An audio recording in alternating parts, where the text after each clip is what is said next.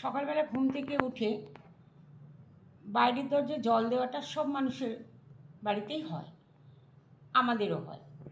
তো এখন এই যে চারদিকে নানান রকমের নানান মুনি নানান কথা বলছে। কেউ বলছে ঘুম থেকে উঠে সদর দরজায় হলুদ জল ছিটাও, তাতে তোমার ঘরে বৃহস্পতি শুভ হবে, লক্ষ্মী আসবে। এটার কতটা যুক্তি আছে আমাকে জানিও। কেউ বলছে সকালবেলা তোমরা ঘুম থেকে উঠে বাসি মুখে বাসি কাপড়েই, কোনো কাপড় ছাড়ারও দরকার নেই, তোমরা গিয়ে সূর্যকে জল দাও। এটার কতটা যুক্তি আছে এটাও আমাদের জানতে হবে।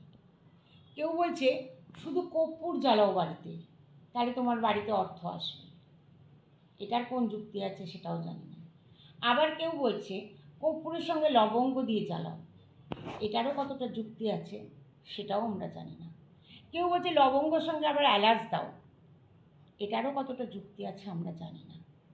এবার সত্যি কথা বলতে গেলে মন থেকে নিজের মনের ইচ্ছেতে যদি ভগবানকে ডাকা যায়, যদি তোমার নিজের মনে সেইভাবে ডেকে তুমি শান্তি পাও, তাহলে জানবে ভগবান তোমার সাথে আছে। যদি সেই শান্তিটা তুমি নিজের ভেতর থেকে অনুভব করতে পারো, তাহলে জানবে তোমার মনে শান্তি আছে। যেমন এই মুহূর্তে আমার ঘরের আমার দুটো বাচ্চা আমাকে ছেড়ে চলে গেছে, আমি চাই কর্পূর জ্বালাই, চাই লবঙ্গ জ্বালাই, চাই এলাচ জ্বালাই, আমার ভেতরের সেই কষ্টটা কিন্তু কেউ নিতে পারবে না। হ্যাঁ, নিতে পারবে যদি তুমি অনুভূতি শূন্য হও।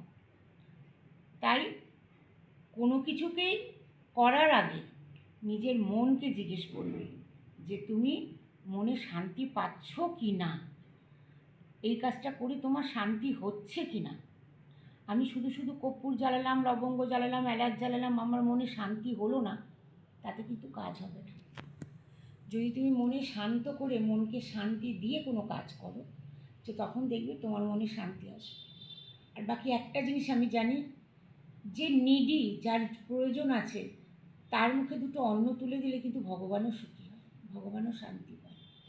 আর বাকি এই চলে যাওয়া, থাকা না থাকা, এ কোনোটাই আমাদের হাতে নেই। আমরা ভগবানের হাতে খেলার পুতুল। তার যখন মনে হবে আমাদের নেবে, তার যখন মনে হবে না আমাদের নেবে না, যখন তার মনে হবে না একে দেয়া দরকার, তখন নিশ্চয়ই সে দুহাত বাড়িয়ে দেবে। আমার জীবনে এরকম অনেক অভিজ্ঞতা আছে, বাকিটা তো সেই জানে।